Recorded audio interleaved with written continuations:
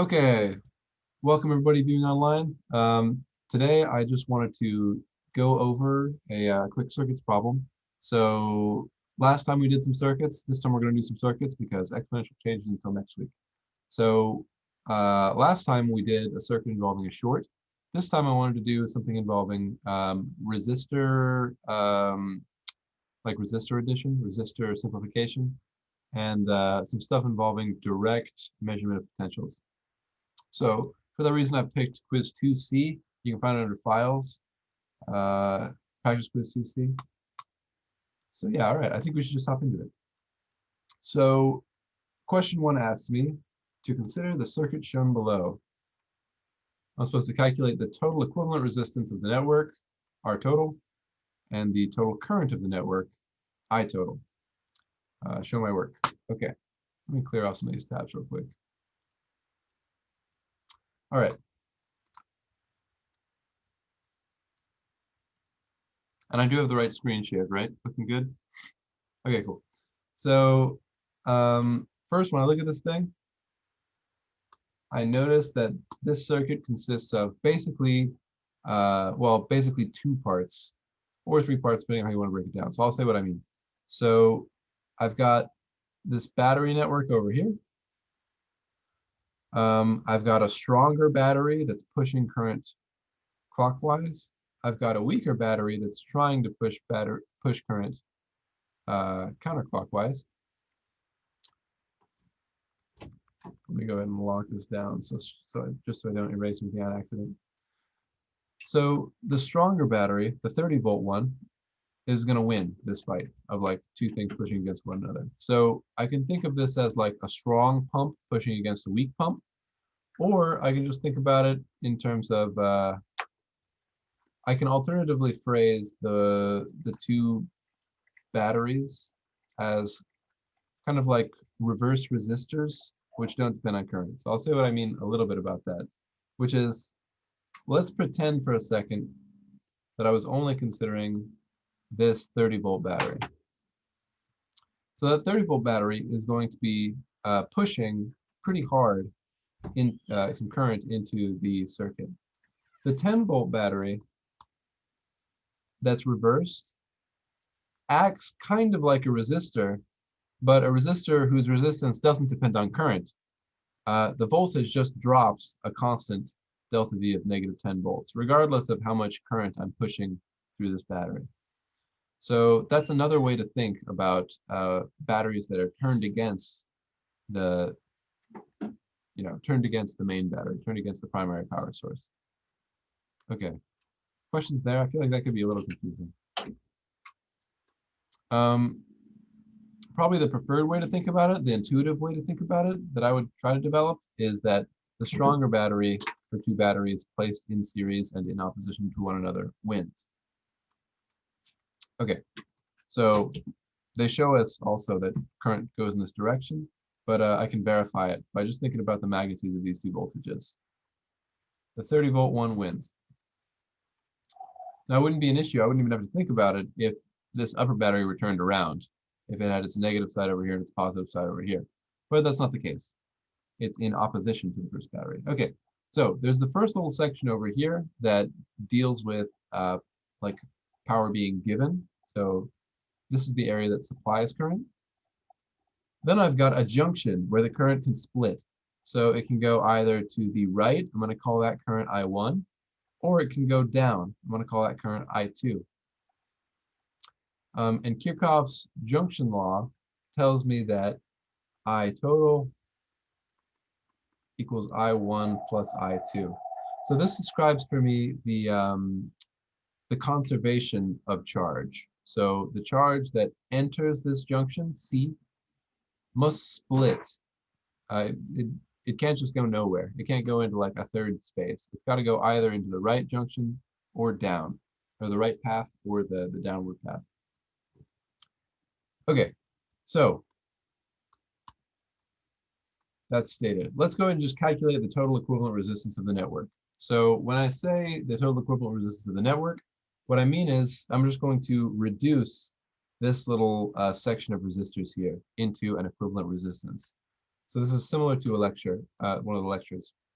So the goal of calculating the equivalent resistance of the network is to mentally simplify the circuit into the simplest circuit, where I've got a resistor, just one resistor, and just one battery. Okay, so let's do that with this resistor. We've got a couple of resistors. 1, 2, 3. So when I do a resistance reduction, I need to think about what's in series and what's in parallel. So here's series versus parallel. Two resistors in series are connected like this. I call this head to tail. So like if the current's flowing this direction, I say that the tail of one resistor is attached to the head of the other. This is series. So in parallel,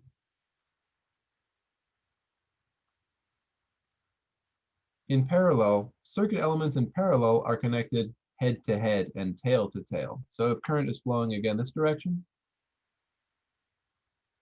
the two like tails of this resistor are connected, and the two heads are connected. Cool. This is parallel. Any questions here? Maybe review, maybe not.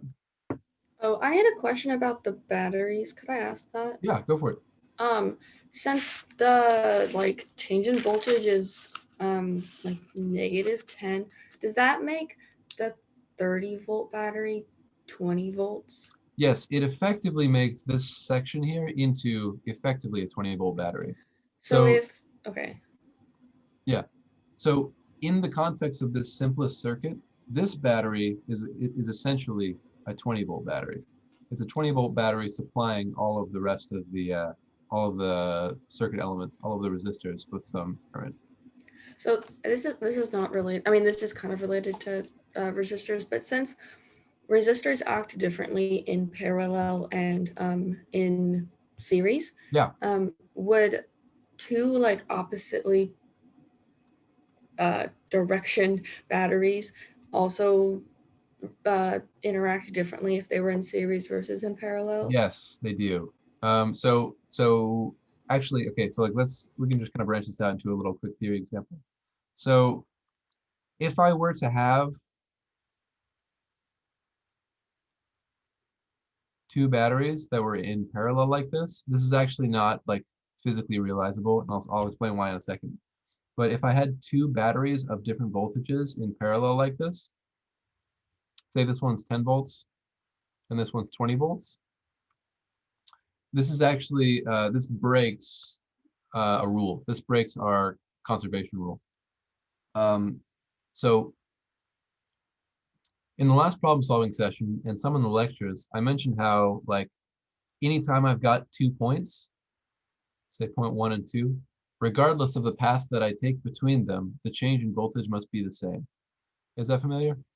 So regardless of the path I take between 2 points, in the same way that if I go, if I if I'm in the ocean, say, and I'm at 20 meters below the surface, and then I drift up to the surface and then down 5 meters, versus if I'm at 20 meters and just drift directly up to that 5-meter point, regardless of the path that I take, here I am swimming up to the surface and then down versus just taking a straight line, regardless of the path that I take, the change in pressure should be the same. So similarly, regardless of the path that I take in a circuit, the change in voltage should be the same. So if I just look at this circuit, this is actually not a possible thing. If I take the top path, I've got a change in voltage of 10 volts. If I take the bottom path, I take change in voltage of 20 volts. So it turns out we're saved because all elements have a little bit of resistance. So even like a real battery still has a little bit of resistance. So in real life, this turns out not to be a paradox. Batteries can be hooked up in parallel and it doesn't like break the world. But yeah, so Oops. Hello? Okay, cool. So it is possible to hook up batteries in series. It does change their behavior. Typically, we don't hook up batteries in series in here. It's just kind of complicated. It's the math's annoying, and it doesn't give a whole lot of new physical intuition. If you hook up two pumps in parallel, eh. Yeah.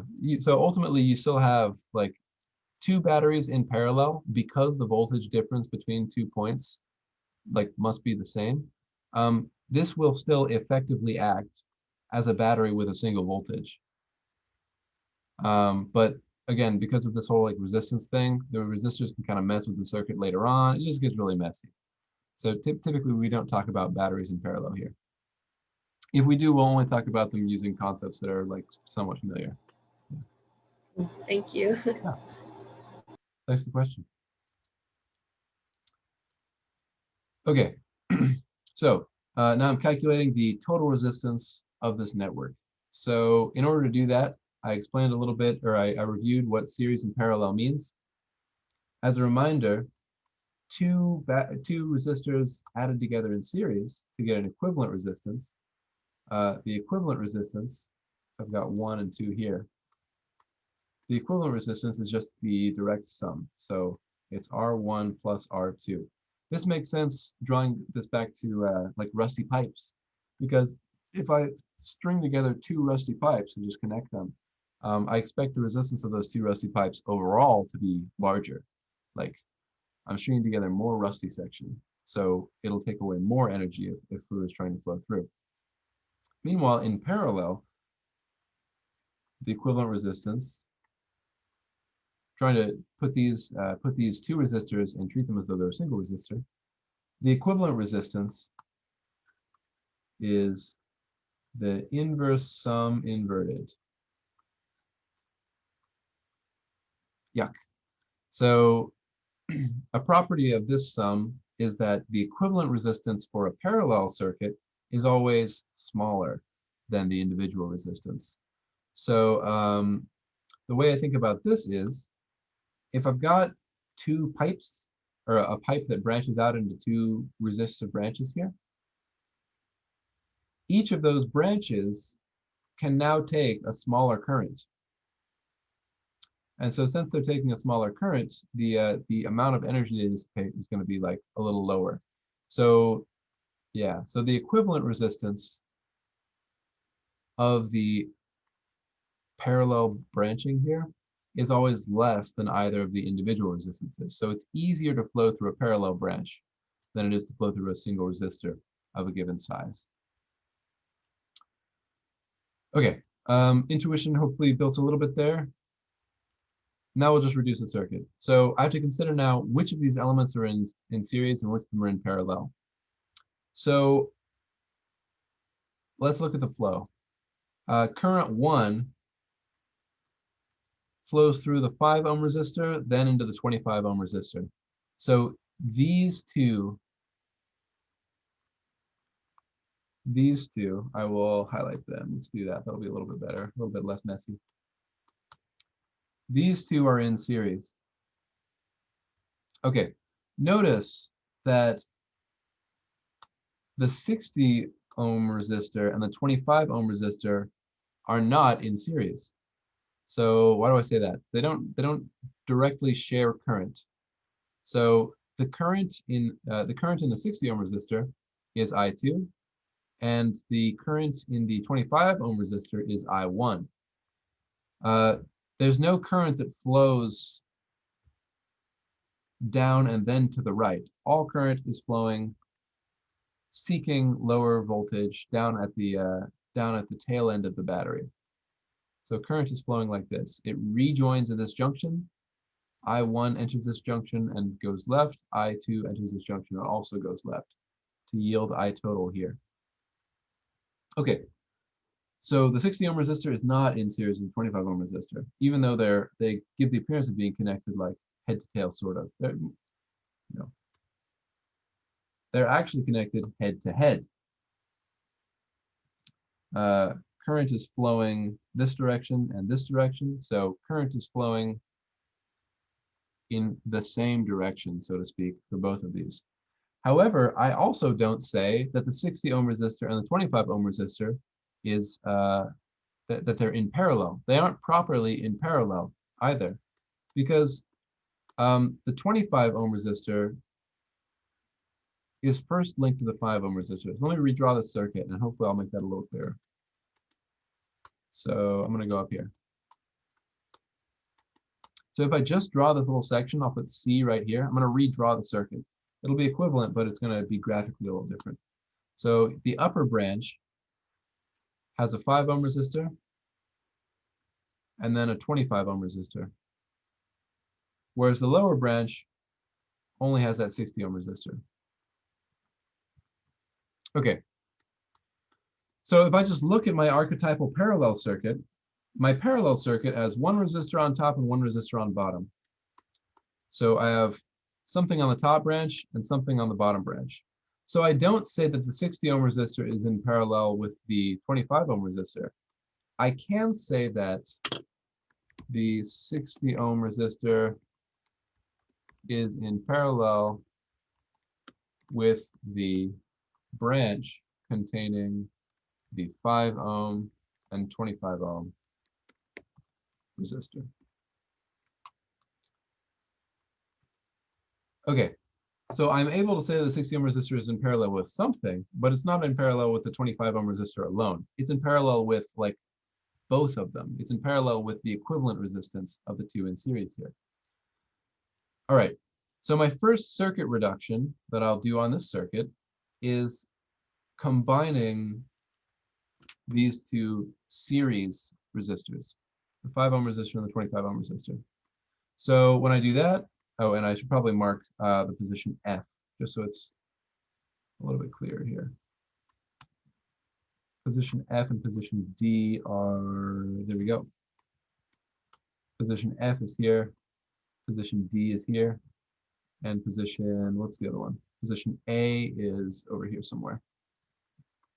Okay, so my first circuit reduction, I'm just going to be combining the two upper resistors because they're directly in series with one another. They exactly match my archetype of a series resistor. Two resistors attached head to tail. Doesn't get simpler than this. Okay, so to find their equivalent resistance, I just use the equivalent resistance for series. Our series is R1 plus R2. So my first circuit reduction gives me a circuit like this. I've still got the upper branch, but instead of two resistors up there, it's only one resistor now. It's the equivalent resistor, which is 30 ohms. That's 5 ohms plus 25 ohms. On the bottom, I've still just got my 60 ohm resistor. I haven't messed with that yet. Now we're getting somewhere. So now I have two resistors in parallel. So I can just, again, apply a circuit reduction. And now I have to do a parallel circuit reduction. So I've got my point C again. Here's A over here. So point C, I'll do my parallel circuit reduction. The way that I do a parallel circuit reduction is 1 over R1 plus 1 over R2 to the negative 1. And where's my calculator? Hello?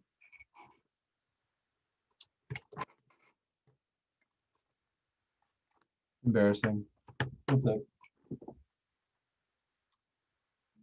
Bruh, my calculator.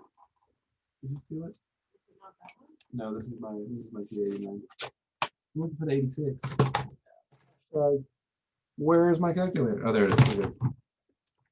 All right, 1 over 60, 1 over 30 inverted.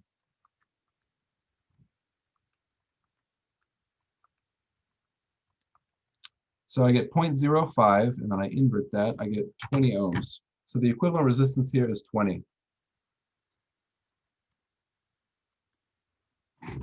So what I'm saying when I say the equivalent resistance is 20 ohms is that the equivalent resistance, according to this battery network over here, what the battery network quote sees is essentially all of these resistors over here end up being equivalent to 20 ohms. They'll pull an equivalent amount of current as if they were all collectively 20 ohms.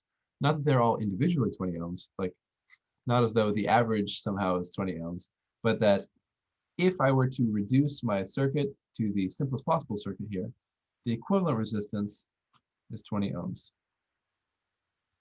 Okay, so I know it took a long while to say it, but the equivalent resistance of the network is 20 ohms. All right, and that I could just do by the circuit reduction. All this stuff over here is just kind of background. So this is the actual work for that first part. All right, now to calculate the total current of the network, I total, I have to think a little bit about, there we go. I have to think a little bit about the battery. So, or the battery in the simplest possible system again. So each of these batteries tries to contribute something to the current. So the 30-volt battery is trying to contribute a clockwise current, and the 10-volt battery is trying to contribute a counterclockwise current. So one of them's got to win. So the 30-volt battery is going to be the one that wins. But as we mentioned before,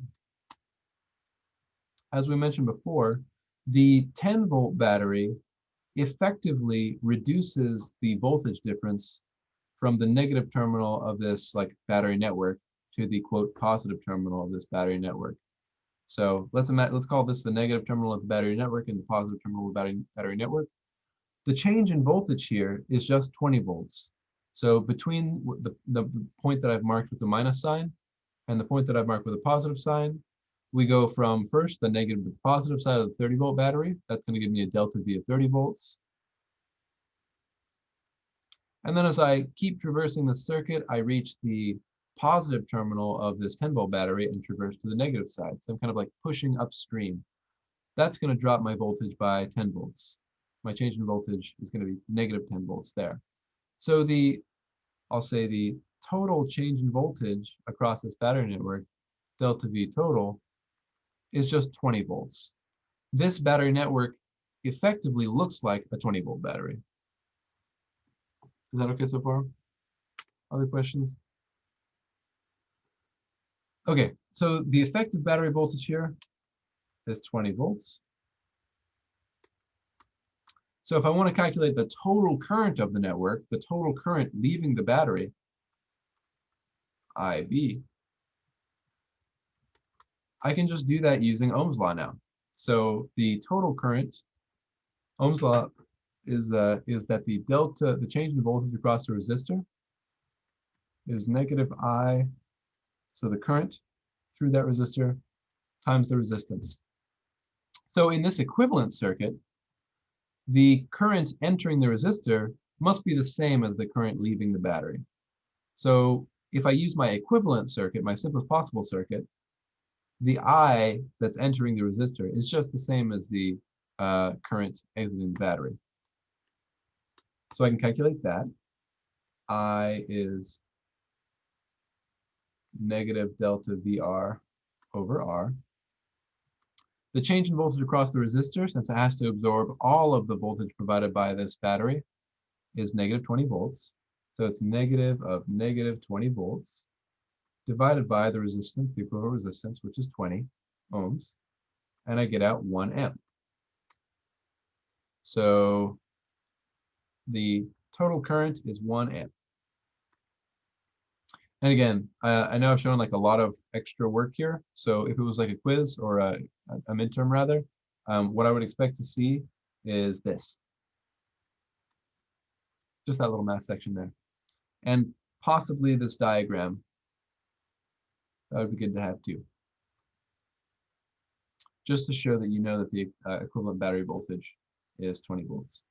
And we're not just throwing in like a random 20 here. Although I don't know how else you get to 20 volts. Yeah. Cool. All right, so that's it for part A. Questions here? Good. Okay, cool. Let's hop on down to B then. It says fill in the table with the electric potential at each of the points marked in the circuits. You must show your work, show all the numerical values for V at each point, and explain. Assume VA equals 0. Okay. So when they tell me assume VA equals 0, this is the same as what I called in the lecture.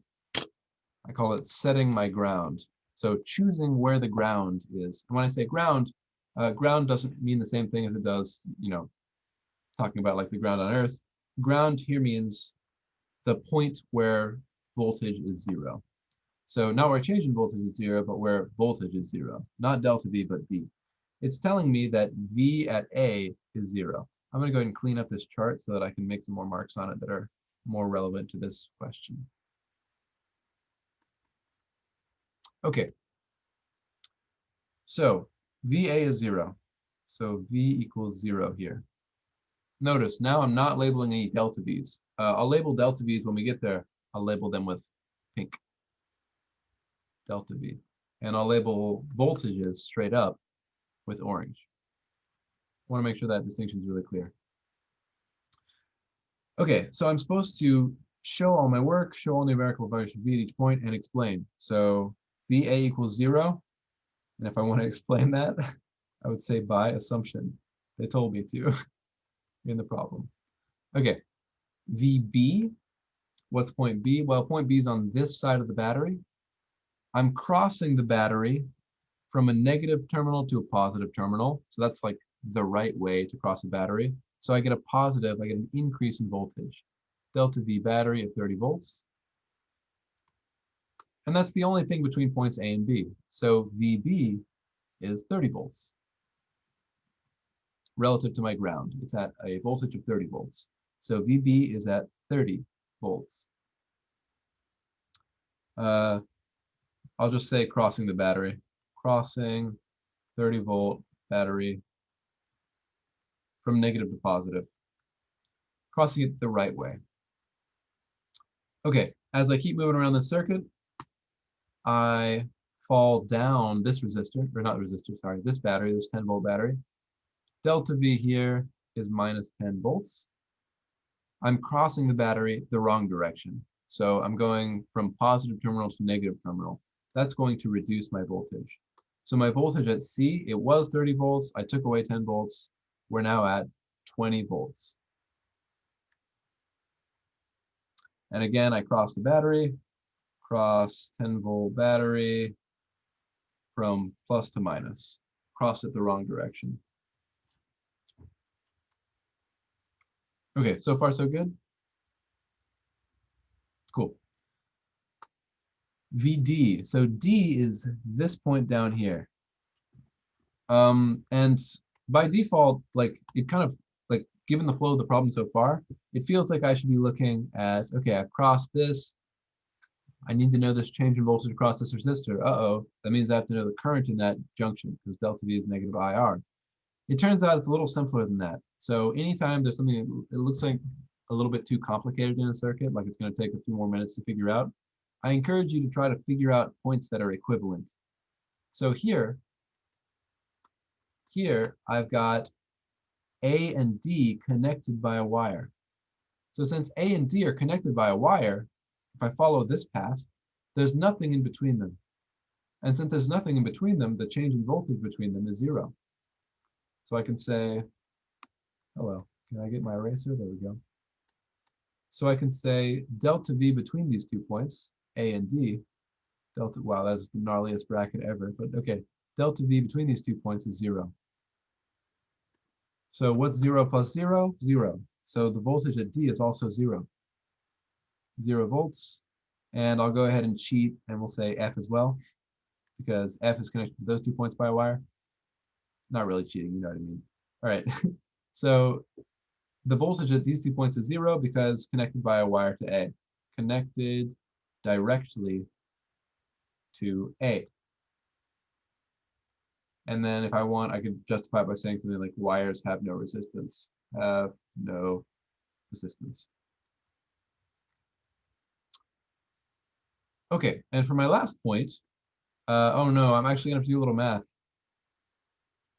Not too much, it's okay. All right, so not too bad, but we're gonna have to do a little bit.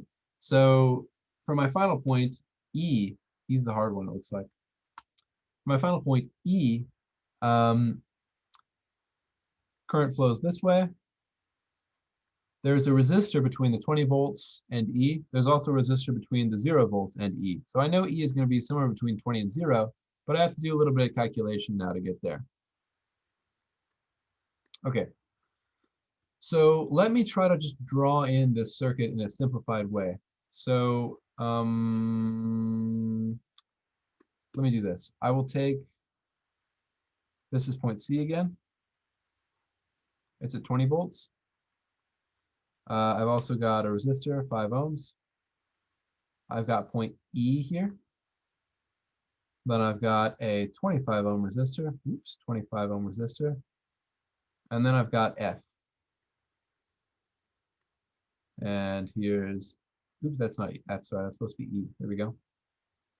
No, it is supposed to be F. What am I doing? It's F. There we go. We've got D from the other branch. And over here is A somewhere. And here's a 25 ohm resistor. Now what I could do is I could calculate the current that goes into each of these branches and do a bunch of extra work there. I'm going to be lazy. So I know that the voltage on this side is 0. Voltage at A is 0, and it's 20 volts up here.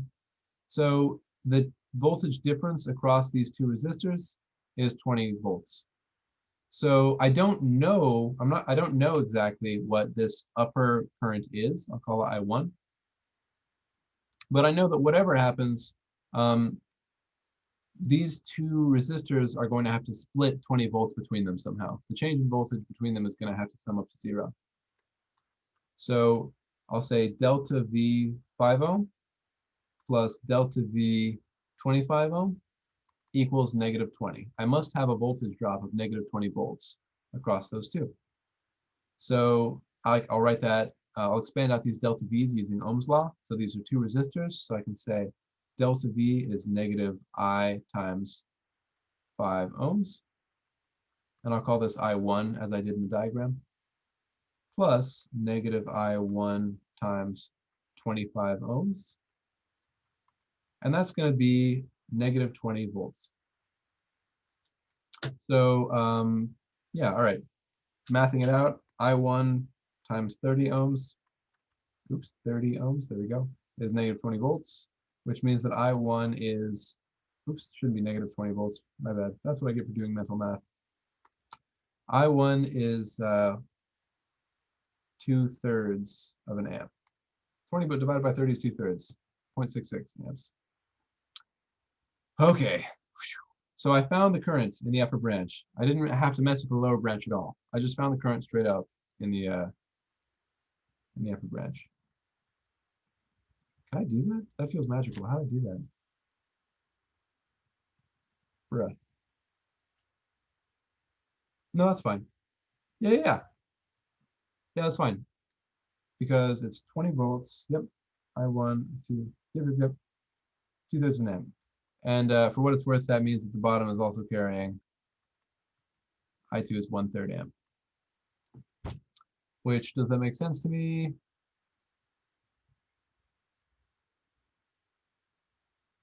No, it doesn't make sense to me. Okay, hang on. I need to back up and think about this for a second. I wonder if I made a mistake.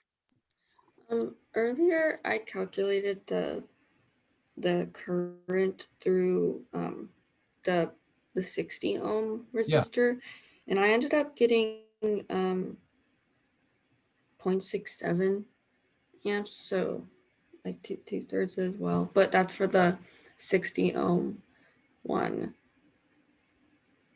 Oh, it's I 60. don't. Oh my God, I'm so silly. Okay. I marked it as 25. That's why I was confused. Okay, 60 ohm makes sense. So the upper one being 30 and this one being 60, this one's like twice as resistive. So I would expect it to get half the current. So 2/3 on top, 1/3 on bottom makes sense. I just mismarked my circuit diagram. That's my fault. Sorry, people of the cloud. Okay. Good catch. Thank you. I would have probably been noodling around with that for like 10 minutes. Okay. So, all right, I've got an I1 of 2/3 on top.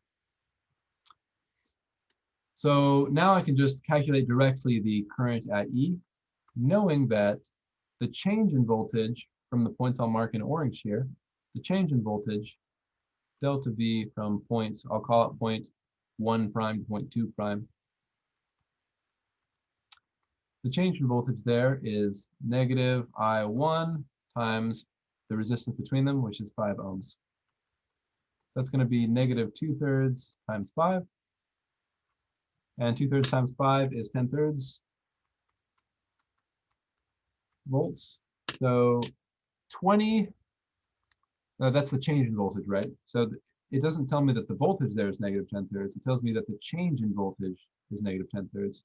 So to find the voltage at E, VE, I take VC and then I add the change in voltage between them. So this is VCE.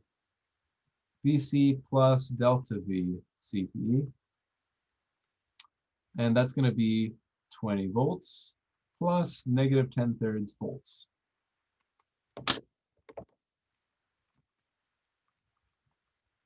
And then that's 16.6, which as a fraction, just because I'm a stickler, is 50/3.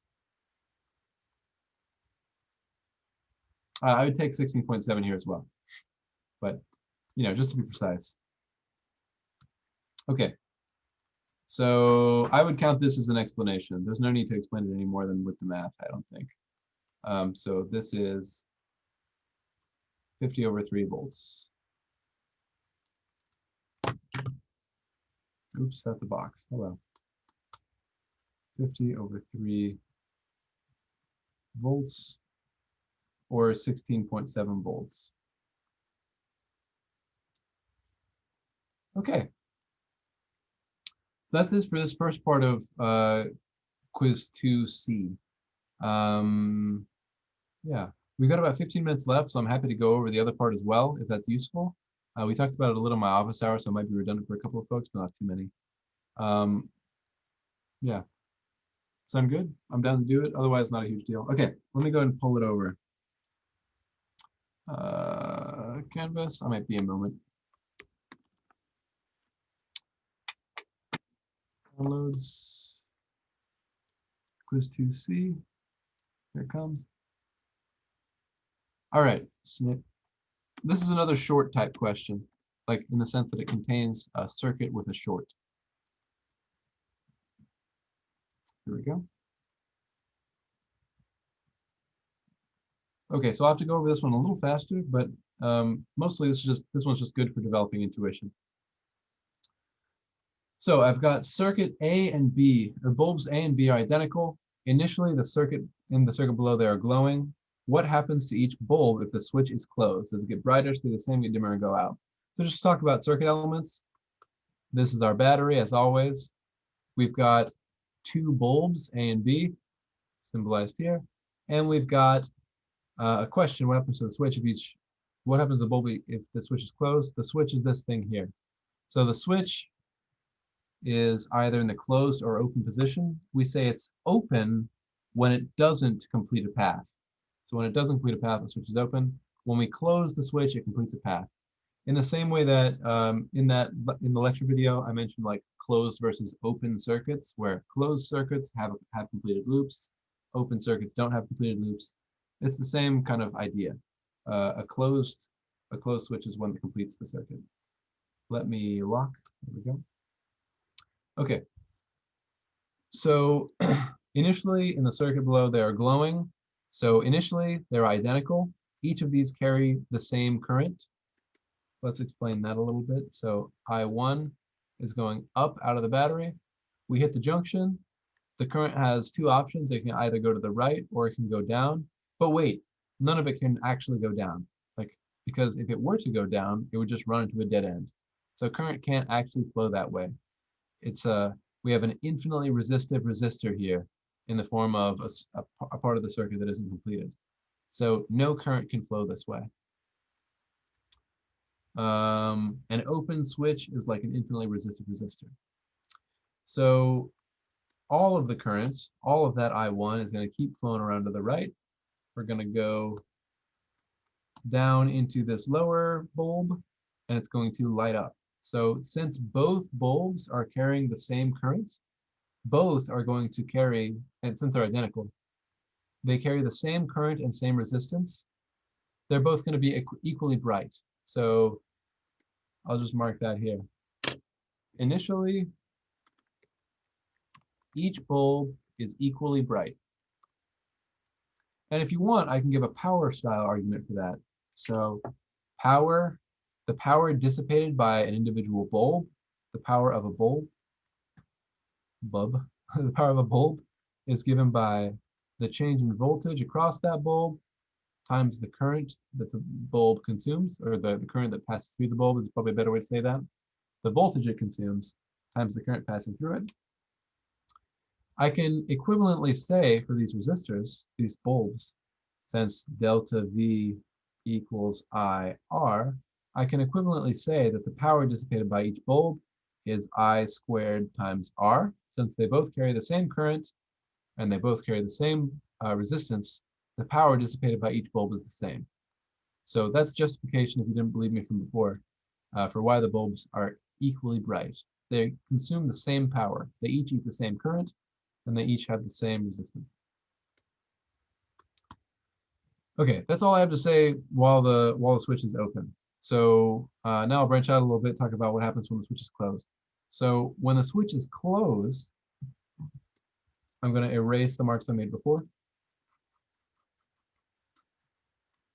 When the switch is closed, now I have what I call a shorted part of the circuit. So I say that this section on the right is shorted, and I'll try to explain why I say that, like why I use that terminology. Basically, what I mean when I say shorted is that the current is allowed to take a shortcut. So it doesn't ever have to pass through this other part of the circuit over here anymore. It's allowed to take a shortcut. So let's again imagine our circuit. Our battery supplies some current. The current flows up and through the first bulb. We hit this junction. When we hit this junction, we now have a choice. The current can flow down through the wire back to the tail of the battery without passing through any resistance at all, or it can choose to go over through this bulb where it has to do some work, you know?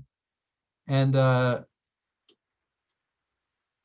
this is essentially the same as having a resistor of zero resistance here on this like wiry section. So it's a zero resistance resistor. A closed switch is like a zero resistance resistor. So all of the current is going to choose to take the path of zero resistance. It's not quite the same as when we have some small resistance, like 1 ohm or whatever. If we had two resistances, regardless of if they're small or large, most current will go through the smaller one. The remaining current will go through the larger one. But if I have zero resistance, all of the current goes through that zero resistance area. So the current over here on the right is going to be zero. There's I equals 0 through this section. And all of the current exiting the battery is going to go through this wire here. I can justify that using rules we already know. So let me do that real quick, just to kind of be extra thorough. Here's point 1, here's point 2. So my change in voltage across these two, across this section of wire must be the same as the change in voltage across the bulb. So delta V wire must be the same as delta V bulb. The change in voltage across the wire is just 0, because any 2 points connected by a wire is 0. Which means that the change in voltage across the bulb, which is negative I through the bulb times the resistance of the bulb, I should say bulb, there we go. These two things the product of them has to be 0. So since the resistance of the bulb is not 0 in general, like that doesn't make sense. If it's consuming power, it must have non-zero resistance. So the resistor is a positive number, but I have 0 on the left side, so my current must be 0. So this is to show why it is that when I short out a section of my current or of my circuit by connecting a wire directly across that segment, no current flows through that anymore. It's like I just turned off that section of the circuit. It doesn't acquire any more current. It may as well be a separate system. Okay. Questions about that? Shorts? What a short does? Okay, and I know we're getting close to the end, so no big deal. But okay, so that goes to show that there is no current flowing through the second bulb when I short the circuit by closing the switch. So after closing the switch,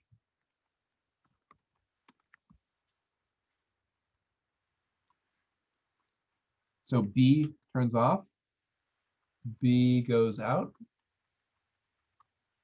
no current, and I'll say due to the short.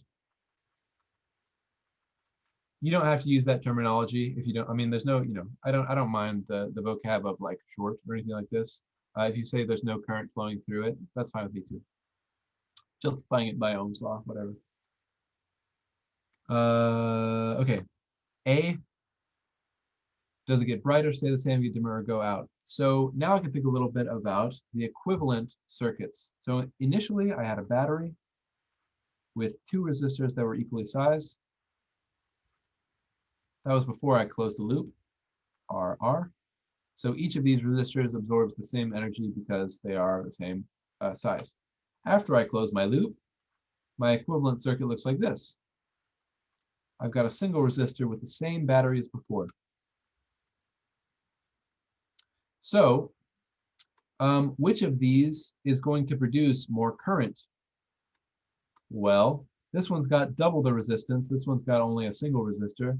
So the second one is going to have double the resistance, or it's double the current, 2 times the original current.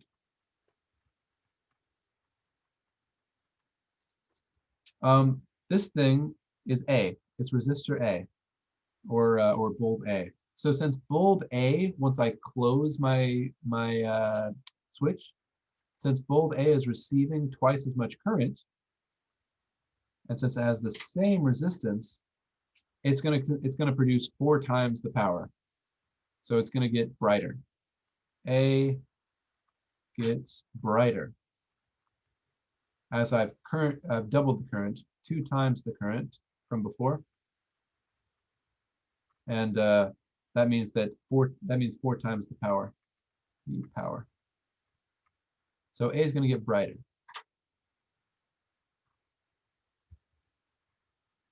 Boom. All right. I think that's basically all I need to say about this quiz. Again, this is quiz 2C under files. Feel free to try it again yourself. Make sure everything lines up with your expectations. I think the hardest thing for a lot of folks is understanding how to do these resistor additions, and in particular, picking the right step first. So like here, I had to add these in series before I could add this whole thing in parallel. I think with that, I'll go ahead and end the problem solving session unless there's any questions.